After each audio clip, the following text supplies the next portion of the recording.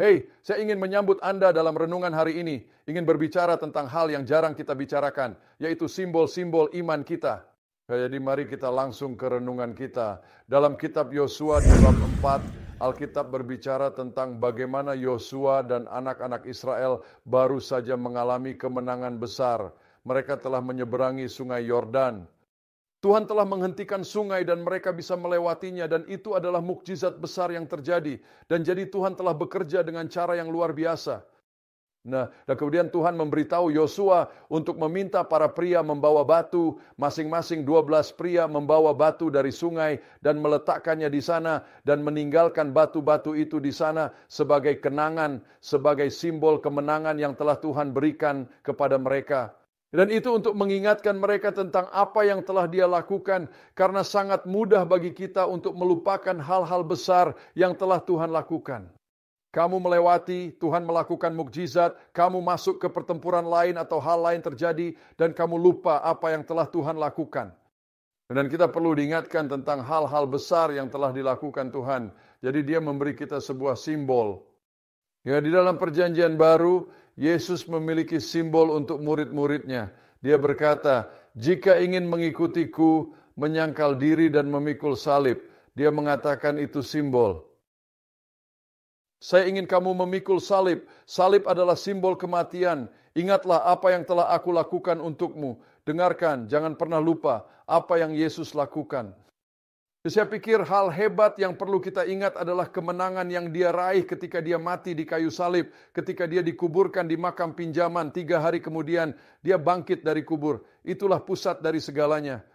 Sering kita keluar dalam iman dan perjalanan dengan Tuhan, masuk ke dalam situasi yang sulit, merasa terpuruk, merasa putus asa. Alasan merasa putus asa adalah kita lupa.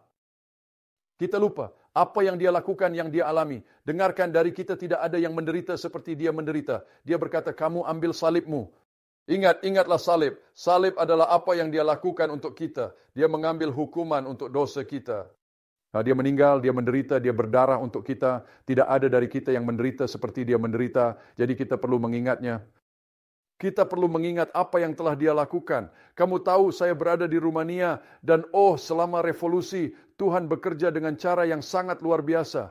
Dan saya tidak akan pernah lupa ketika saya berjalan ke tengah revolusi di Rumania pada tahun 1990.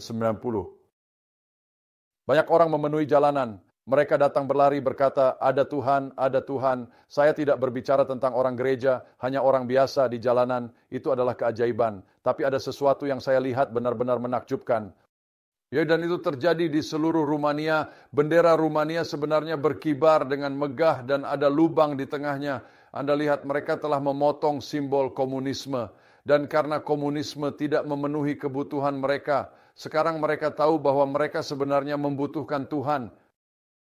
Salah satu wali kota dari salah satu kota memberi saya salah satu bendera. Mereka dibingkai di kantor saya. Bendera dengan lubang di tengahnya. Dan saya menyimpannya di kantor saya sebagai pengingat bagaimana Tuhan dapat mengubah bangsa. Kita merasa putus asa dan kita berpikir, lihat betapa berantakannya kita. Lihat masalah kita. Lihat apa yang terjadi di negara kita. Saya ingin memberitahu Anda, saya tidak pernah ingin melupakan apa yang saya lihat hari itu di Rumania. Saya ingin itu mengingatkan saya bahwa Tuhan adalah Tuhan yang mampu melakukan hal-hal besar dan perkasa.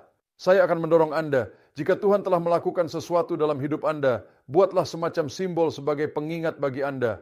So, sekarang simbol itu bukanlah inti dari imanmu, tetapi hanya sebagai pengingat tentang apa yang telah Tuhan lakukan untukmu, apa yang telah Tuhan lakukan dalam hidupmu.